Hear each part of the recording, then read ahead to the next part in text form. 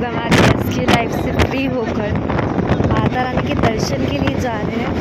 बजरंग को भी साथ ले जा रहे हैं, लेकिन इसको तो अभी